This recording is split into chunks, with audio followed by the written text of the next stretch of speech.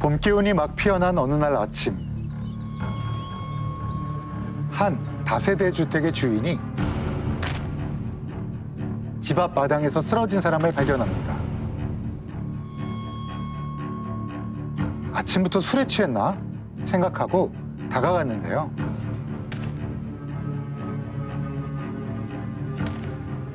허리를 숙여 쓰러진 사람을 본 그 순간 경악했습니다. 왜요? 위팔 전체가 세로로 길게 찢어져 있었던 겁니다. 살 속의 근육이 훤히 들여다보일 정도로 상처가 심했던 겁니다. 고문이라도 당한 건가요?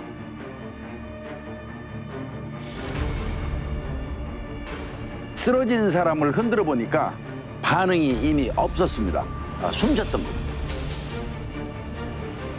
돌아가신 분은 누군가요? 다세대 주택에 엄마와 단둘이 새들어 살던 21세 여성 박영이었습니다. 자기 집 앞에서 그런 일이 있었던 거예요? 그 어머니는 괜찮으셨나요?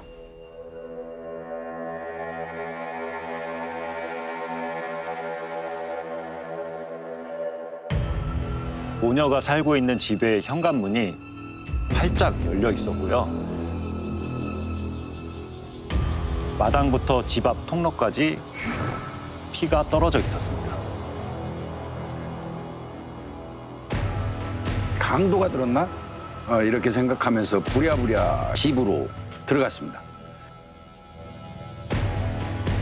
그런데 안방에는 박영희 씨의 엄마 49세 김영자 씨가 엎드린 채 쓰러져 있었습니다. 방 안 전체가 피로 얼룩져 있었습니다. 지금 보시다시피. 어우, 너무 잔인하다. 어머, 그러면은 원한이라도 샀을까? 119 구급대가 도착했을 때 딸 박영희 씨가 집 앞마당에 엎드린 자세로 쓰러져 있었습니다. 생사 확인을 하려고 돌려 눕혔는데 깜짝 놀랐다고 합니다. 왜요?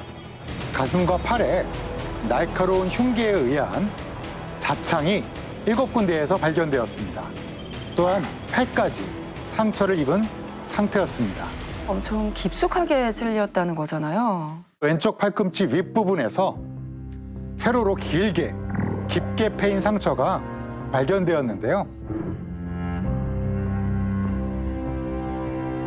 어쩌다가 그렇게 특이한 상처를 입었을까요? 누군가 흉기로 공격해 오니까 왼쪽 팔로 방어를 하면서 생긴 방어원이라고 판단이 되고요. 지속적으로 가격하는 상황이 되면서 길고 깊은 상처가 난 것처럼 판단됩니다. 도망을 가거나 팔을 빼려고 하다가 길게 상처를 입었을 수도 있습니다.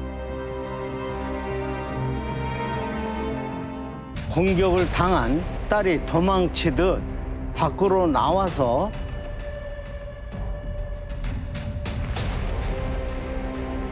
집 마당에서 쓰러져 숨진 것으로 추정했습니다. 몇 걸음을 못 가서 쓰러진 상황 같으니 너무 안타깝네요. 어머니의 상태는 어땠어요? 오른쪽 어깨, 목, 가슴, 옆구리 등에 총 16개의 자창이 있었고요. 베이거나 찍힌 절창이나 다른 상처가 4곳에서 더 발견됐습니다. 또 왼쪽 손바닥과 손가락에 방어흔이 관찰이 되었습니다. 딸이 일단 도망갔잖아요. 그러니까 범인이 딸을 쫓아가지 못하게 하려고 이게 저항한 게 아닌가 잡고 싶어요. 늘어졌다. 그런데 엄마에게서 한 가지 특이한 점이 관찰됐습니다.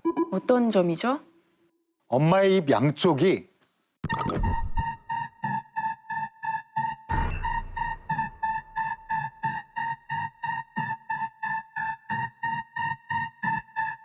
예리한 흉기에 의해 찢어져 있었습니다.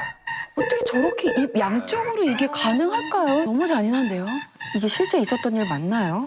특정 신체 부위를 공격하거나 훼손하는 것은 내가 느낀 고통을 극대화해서 피해자도 똑같이 느끼게 해주려는 강한 의도가 작용한 거죠.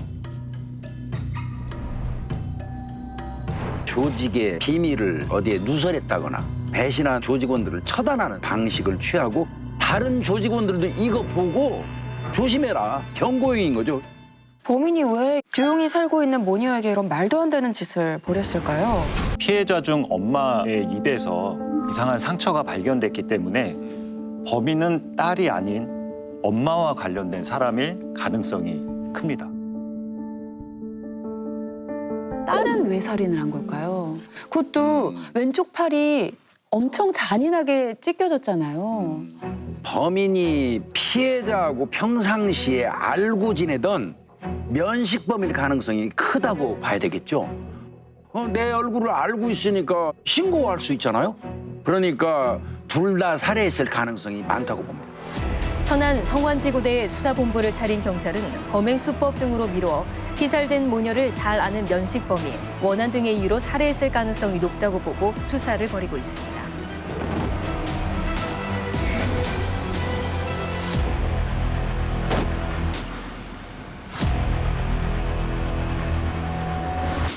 사망한 엄마 같은 경우는 결혼과 이혼을 3번 정도 반복한 그런 상황이었고요. 첫 번째 남편과의 사이에서 낳은 딸하고 현재 같이 살고 있었는데요.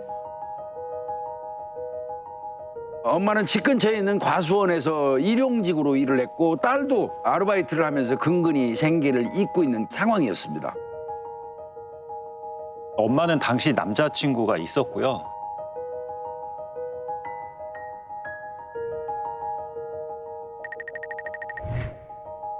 전 남편들과도 연락을 하고 지냈었습니다. 혹시 이거 치정 사건 아닐까요? 남자친구 입장에서 보면 여자친구가 전 남편하고 연락하고 지낸다는 게 썩 좋은 일이 아닐 수도 있지 않을까라는 생각이 문득 드네요. 출입문 손잡이에서 모녀 2사람 이외에 제3자의 지문이 발견이 됐어요. 바로 엄마의 남자친구 지문이었습니다. 술술 풀리는 거 아닌가요? 근데 이제 남자친구라고 한다면 집에 자주 들락거렸을 텐데 흔적이 남아있을 수 있지 않나요? 남자친구도 범행을 부인했습니다. 지문은 평소 집을 드나들면서 생긴 것이라고 했습니다. 남자친구가 범행을 부인했지만 진술을 여러 번 번복을 했고 묘하게 일관되지가 않았었습니다. 뭔가 좀 숨기는 게 있는 거 아닐까요? CCTV를 확보해서 남자친구의 행적을 살펴봤는데요. 사건 전날 피해자와 데이트를 한 후 술을 마시고 자정 무렵 집에 돌아온 것으로 확인됐습니다. 그리고 다음 날 7시에 직장에 출근을 했습니다. 모녀 사망 시간이 오전 7시에서 7시 30분 무렵이었습니다. 확실한 알리바이가 있으니 범인이 아닌 거죠. 아, 그러네요. 범인도 아닌데 왜 진술을 자꾸 번복을 했을까요? 수상하게. 알고 보니까 엄마 김 씨와는 달리 남자친구는 불륜이었습니다.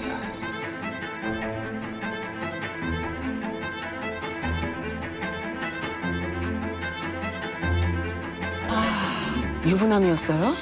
불륜 사실이 들통날까 봐 대답하기 곤란한 질문에는 계속 거짓말을 했던 거죠. 괜히 형사님 에너지만 낭비한 셈이네요.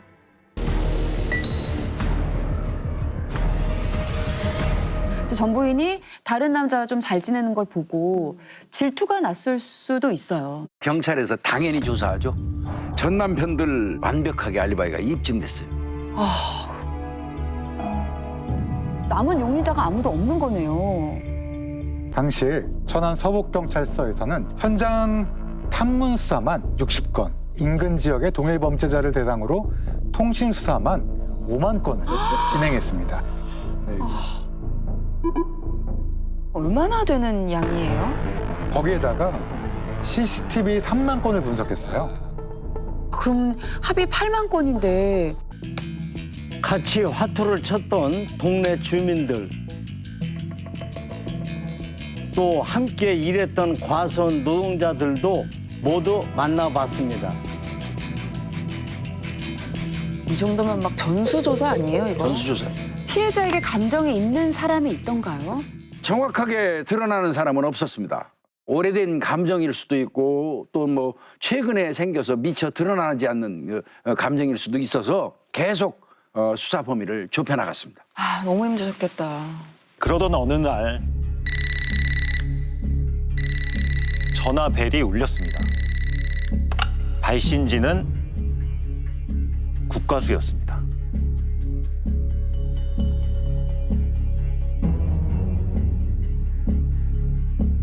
연락을 받고 깜짝 놀랐습니다.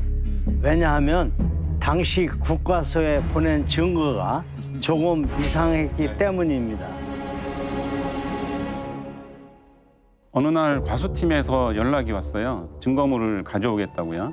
그런데 어떤 증거물인지 얘기를 하지 않더라고요. 얼마 후에 과수팀이 와서 이 아이스크림을 포장하는 그 아이스박스를 내밀었습니다. 상하기 쉬운 거였을 것 같은데 상자를 딱 열었는데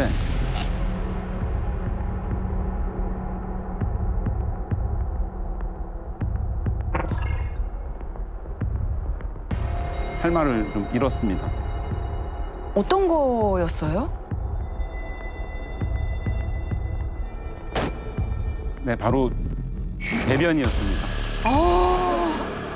사람의 대변이요?